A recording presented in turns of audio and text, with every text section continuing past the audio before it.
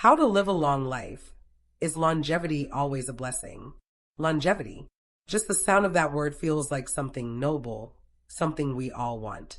But have you ever really sat down to ask yourself, is living a long life always a good thing? As we grow older, especially in the later stages of life, this question starts to take up more space in our thoughts. Almost everyone, at some point, wishes they could live longer. We're bombarded with articles, supplements, and advice on how to extend life. But the truth is far more complex than just more birthdays. Let me take you back to a man named Dr. David Goodall, a renowned Australian scientist who made international headlines in 2018. Not for discovering some new element or writing an award-winning paper, but for something deeply personal. At the age of 104, Dr. Goodall chose assisted suicide, or what's more commonly called euthanasia. He was in relatively good physical health for his age, but mentally and emotionally he had reached his end. He didn't take this step impulsively. In fact, his decision came after years of consideration. While the world clamored to find ways to extend life, David was quietly saying, "I've had enough." He saw his extended years not as a blessing, but as a prolonged hardship, a time of increasing limitation, dependence, and lack of purpose. He believed that just being alive wasn't the same as living well. And so he made a decision that stunned many, to say goodbye on his own terms. This raises a powerful and uncomfortable question. How long should we live? Is there such a thing as the ideal lifespan?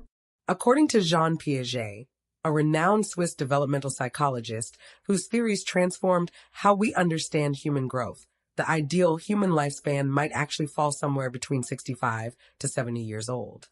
That's right, much shorter than what modern medicine might be aiming for. But why that number?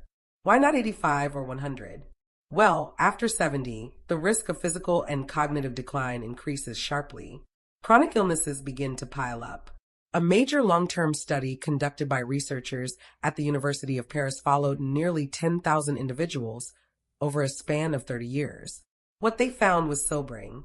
By the age of 55, two-thirds of the participants already had at least one chronic illness. By the time they hit 70, that number rose to over 80%. And more alarmingly, 639 of them had developed dementia during the course of the study. The research paints a vivid picture, not just of longer life, but of a longer time spent managing disease, memory loss, and dependence. And physical illness isn't the only factor. There's also the deep emotional burden of loneliness.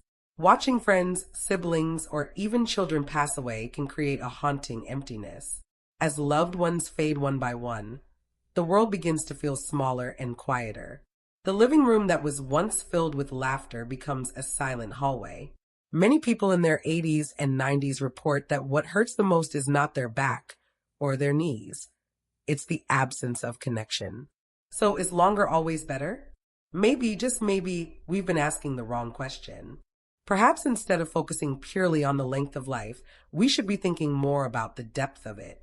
A meaningful, vibrant, and connected 70 years might be more fulfilling than a lonely, struggling 100. Living well trumps living long. That brings us to an extraordinary example. A man who has both lived long and lived well. Meet Dr. Howard Tucker, a neurologist from Cleveland, Ohio. At the age of 101, Dr. Tucker is still going strong. Not only does he hold the Guinness World Record for the oldest practicing physician, but he's also sharper than many people a third his age. Imagine going to the hospital and being treated by someone who was born in the 1920s. That's not science fiction. It's Dr. Tucker's daily reality. This remarkable man is not only still teaching and mentoring young doctors, but also engaging with modern technology. He uses a smartphone, laptop, and even posts short videos on social media. That's right, he's on Instagram and TikTok. Let that sink in.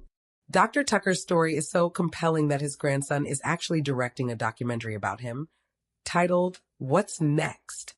A perfect name for a man who, even in his 100s, still looks to the future. But how does someone stay mentally and physically sharp for over a century? Dr. Tucker attributes part of his longevity to good genes. His mother lived to 84, and his father, get this, drove himself to a restaurant at 95. But he's quick to point out that genetics isn't everything. I believe genes might give you a head start, he says, but the rest? That's all lifestyle. So what does he do differently? Let's break it down into the 5 core habits that Dr. Tucker credits for his longevity and mental clarity.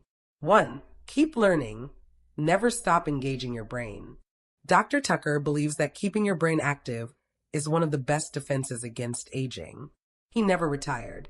In fact, at age 67, when many of his peers were packing up for Florida, he decided to go to law school. Yes, you heard that right. He studied for the bar exam in his late 60s and became a licensed attorney. He loves reading everything, from the latest neurology journals to mystery novels.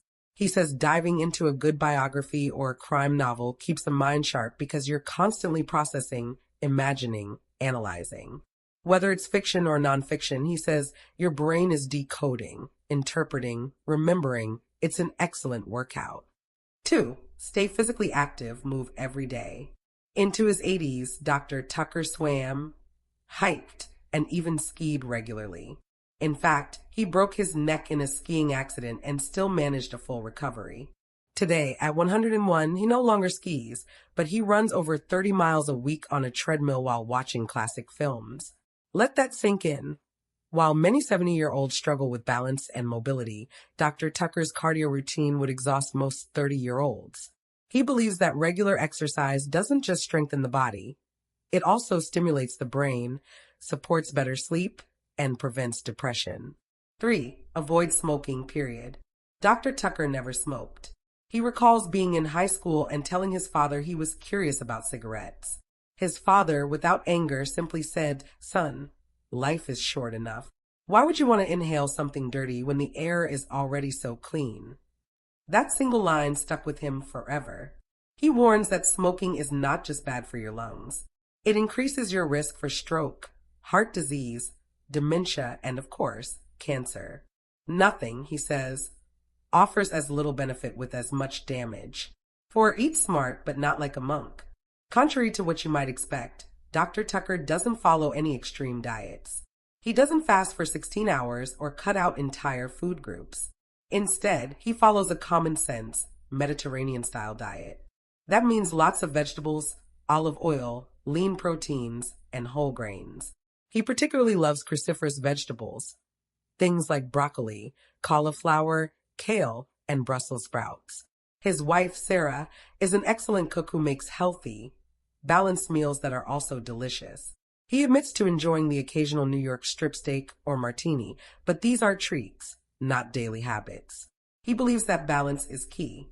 Overly restrictive lifestyles, he says, can make you miserable. You should enjoy your life, just not excessively. 5. Live with purpose and stay socially engaged.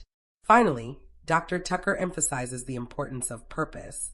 He wakes up every morning knowing that he still has something to contribute to his students, his family, his patients. He has 4 children and 10 grandchildren, and they remain a big part of his life. Whether it's skiing together, going to a ball game, or just spending Sunday afternoons reminiscing, Dr. Tucker stays connected. He says people often think longevity has a magic formula. But in his experience, it's really about showing up fully for every day, treating it like it could be your last. That philosophy, he says, makes every moment richer. The takeaway. So what can we learn from all of this? Yes, genetics matter, but they don't write your entire story. What truly counts is how you live, what you eat, how you move, how you learn, how you love. Dr. Tucker shows us that longevity isn't about obsessively chasing after youth, nor is it about living forever. It's about living well with curiosity, engagement, and compassion for as long as you're here. So maybe instead of asking, how long can I live, we should be asking, how well can I live today? If you found this story moving or thought-provoking, please consider sharing it. And if you want more life wisdom and real stories like Dr. Tucker's, don't forget to subscribe. Thanks for being here. Until next time, live well, live fully, and cherish the moment.